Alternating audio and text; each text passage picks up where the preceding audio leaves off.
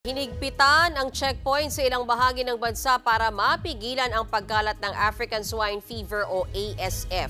Magpapatuloy raw yan hanggang matapos ang taon. Nasa frontline ng balitang yan si JC Cosico. Isa-isang pinara ng mga tauhan ng Quezon City Veterinary Department at Bureau of Animal Industry ang mga dumaraang closed van sa may Commonwealth Avenue sa Quezon City kanina. Ini-inspeksyon ang karga nilang produkto. Kung may dalang karne, dapat may dokumento gaya ng meat inspection certificate at shipping permit. Ang checkpoint inilatag para mapigilan ang pagkalat ng African Swine Fever o ASF. Pinalusot ang mga biyaherong kompleto ang dokumento. Sige sir.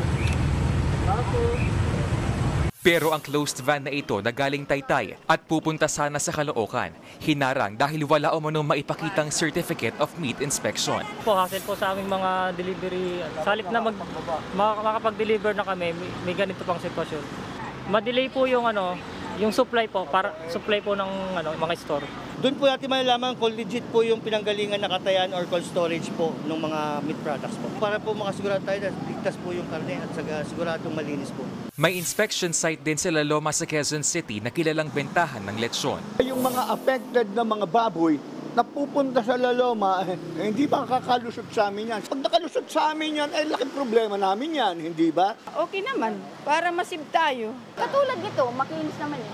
Sa kabuuan, may 8 inspection sites ang DA sa Metro Manila, Cavite, Laguna at Batangas kontra ASF. Paliwanag ng DA, mainam na may checkpoint, lalo't nagpapatuloy ang kanilang repopulation program o pagpaparami ng baboy sa Bulacan at Pampanga. Major producer ng baboy ang Central Luzon. Paraan din daw ito para maiwasan ang botsa o double dead ng mga karne. Magpapatuloy ang checkpoint hanggang katapusan ng taon. Kinumpirma naman ng DA, darating na sa bansa ngayong Biyernes ang 10,000 doses ng ASF vaccines na binili ng ahensya sa ilalim ng emergency procurement para sa probinsya ng Batangas, na ngayon nasa state of calamity dahil sa ASF.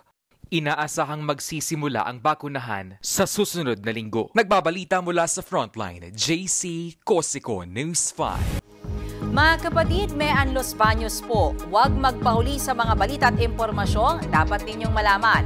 Para sa mas malawak na balitaan at diskusyon, mag-follow at mag-subscribe sa social media pages ng News 5.